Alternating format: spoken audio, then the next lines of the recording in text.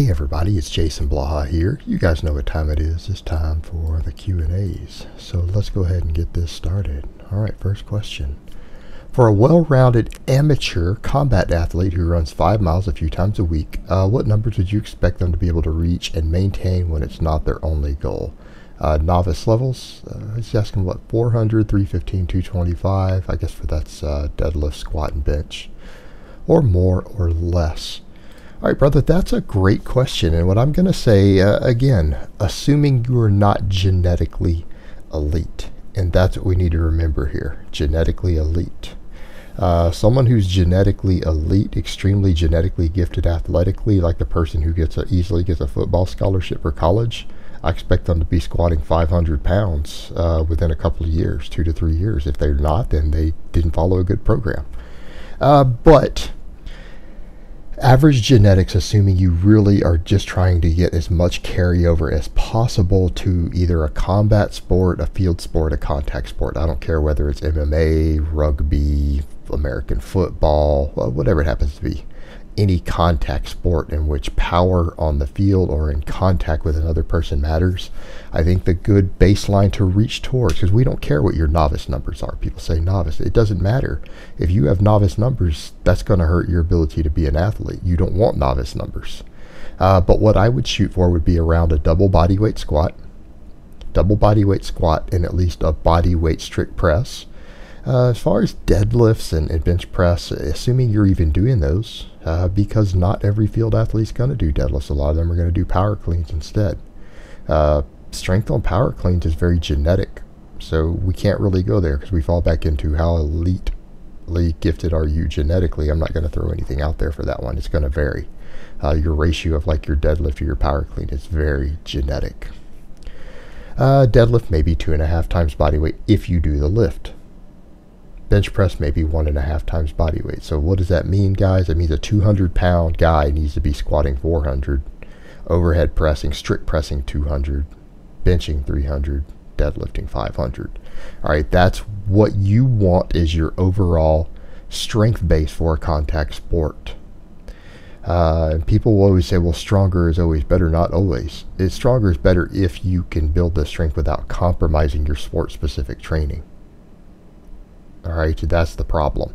When we start talking about going higher than about a double body weight squat, it's totally doable. But how much is that going to interfere with all of your sport-specific training, your conditioning, and everything else, trying to recover from a squat specialized programs for, let's say, a 200-pound guy who's going to do MMA or football or whatever, rugby.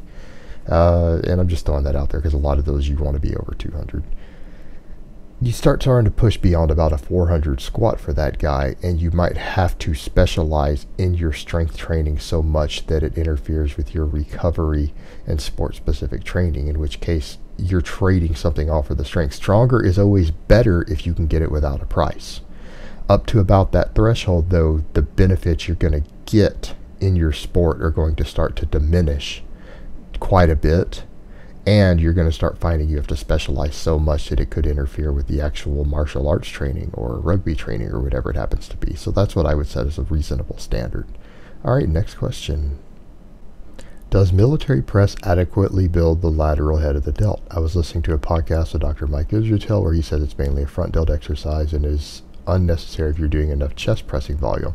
He suggests putting effort and volume into isolation for side and rear delts instead of overhead pressing variations. So what do you think? Oh man, we're getting into a really complex one here. What you need to remember is that honestly the lateral head of the delt, the side head of the delt, is actually relatively difficult to build, and that's because it's not really, and people are going to argue this, it's not intended to be a dynamic exercise. There's no movement that's normal to where you isolate that muscle and lift it. That muscle generally, unless you were trying to get the capped delt bodybuilder look, competitive bodybuilder look, really the side head of the delt should be built only as much as is necessary to do all of your strength functions, and you can get that from a lot of overhead pressing and a lot of pulling. What people need to remember, particularly we know with standing presses work the side head of the delt more. There's data on that. All right, it works the rear heads of the delt more, also the posterior head. So by doing a standing press, you actually are training your entire delt. You are. It's just it is biased towards the interior head, the front head. But all of your pulling, if you're doing rows, if you're doing chins, if you're doing face pulls, all the other stuff gets worked. In fact, there's pretty strong data to show that the face pull, particularly if done with something like bands, builds your delts up tremendously, including the side head. It actually seems to be comparable with isolation work for the side head. And here's the problem we get into. You know, people are always like, well, I need this amount. Well, people have been biased as far as what they think reasonable delt development is.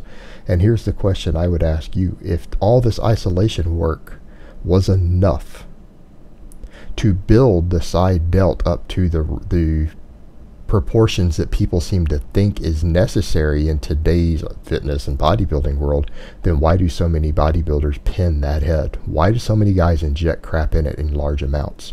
Why is synthol use and site enhancement in that particular muscle, again, the side head of the delt, the lateral head, why is it so prevalent?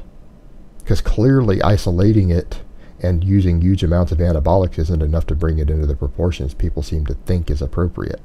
So at a certain point, you've got to step back and go, what's an appropriate amount of development for that? Do you have to develop it to that degree to have a classic aesthetics look? No. Do you have to develop it to that degree to have sports performance? No, clearly not. Because if that was the case, all these guys wouldn't be needing to pin it. So ultimately, I think people way overthink that. They overthink that in terms of what they need, because you have a bias in pro bodybuilding and things today that says that you need absolutely massive delts. You need massive delts. And the reality is, for most guys, if you just have well-rounded compound exercises, you row, you do a lot of standing presses, a lot of heavy overhead work, and you do face pulls and the basic shoulder exercises that we need to maintain shoulder health with different bands and cables and whatever you happen to use, your side head is going to be developed just fine. It's not going to have the grotesque proportions that bodybuilding seems to think that you need. But again, they can't even do that with exercise and drugs. They can't do it either. They have to inject stuff in it. So again, you got to ask at a certain point, how much does that head really need to be developed? All right, next question. Is it possible to get literally sick from overtraining? I started a new program a couple of weeks ago, and I felt I wasn't recovering enough on the program. I got sick with something that felt a little like stomach flu for a couple days, so I took a couple days off. Now back to the grind. I swear it felt like it was from not recovering enough. P.S. I'm 42 years old. Yeah, absolutely. When we chronically exceed our recovery capacity in the gym or with any physical activity, it lowers your immune system. You can get sick. That isn't subject to debate. That is known. So again, it's kind of that point of realizing when you train so hard, and again, I'm going to be honest, most guys don't train hard enough. And I know I talk about the overtraining thing, and I talk about these things oftentimes because there are people who will push things too far. The majority of guys in the gym are at zero risk of overtraining. They're at risk of overuse injuries. They're at risk of tendinitis. But I'm sorry, you're not training hard if you're sitting around on machines and cables all day. All right, you're not. 90% of guys who go in the gym have a zero risk. They don't even have the work ethic or work capacity for overtraining to ever become an actual real concern. Tendinitis is going to be a bigger concern for these guys. The problem is that I have an audience of people who all want to do heavy squats and deadlifts and things like that. That's a large chunk of my audience. You are the guys who are actually physically capable of reaching this state. I also have a large number of people who are older. Again, because I'm an older guy, I'm in my 40s now, I attract an older audience to some extent. Guys who want to get big and jacked and strong and fit. When they're past their prime, they pass that 30 mark, it becomes a different game. And they want that. And so we are dealing with people who this is a bigger issue for. As far as legit overtraining, you probably didn't reach a true overtrained state. You just started impeding your immune system from some chronic overreaching, or exceeding your maximum recoverable volume because you haven't built the work capacity yet to handle the workloads you were doing. You might find that you can build your work capacity 30-40% higher than what you hit there, just if you work at it and recover and do it gradually. But as far as getting really sick from overtraining, yeah, it's not uncommon for someone who reaches a true overtrained state to have to be hospitalized. When we're talking about pro athletes, when a professional athlete reaches an overtrained state, it oftentimes requires hospitalization. Like, you are in serious trouble. It's not a minor deal. It's not just, oh, I'm going to take a couple days off from training and be just fine. That's not how true overtraining works. It can actually really harm you. You'll start seeing problems like rehebdo. You'll start having stuff where intense muscle cramping to where you can't walk. It can be a real problem. All right, next question. Would you ever prescribe recreational use of sterons? And yes, I'm using the wrong word intentionally, to take one's lift and physique to the next level? If so, what would be your deciding factors? What would be the deciding factor in a person making that personal choice? Because I'm big on personal choice, and people seem to think I'm anti-gear because I talk a lot about abuse. Are you going to compete or not? That's would be the biggest deciding factor. Are you going to compete in something? If you're doing it just to impress people at the gym or to look good at the beach, I would never, ever, ever consider that even a legitimate use of the substances. I just wouldn't. And a lot of people are going to disagree with me. I wouldn't. I don't think they're useful until we start talking about a competitive environment in which there are medals, trophies, awards, recognition on the line, or unless you are going to glean something financial from it. In other words, you need to be a fitness model. You're going to be a fitness YouTuber. All right. And we see that all the time. We see plenty of these guys on YouTube Fitness. A lot of guys are like, oh, they're not that big. It doesn't matter. It doesn't matter. Every one of these kids, when they get to a certain point, they get stuck at maybe 50,000 subscribers. They need to go on some gear at that point. Because that's the next level thing that's going to bring up their performance or their size or whatever it is they're looking for to boost their career. It's going to boost their career.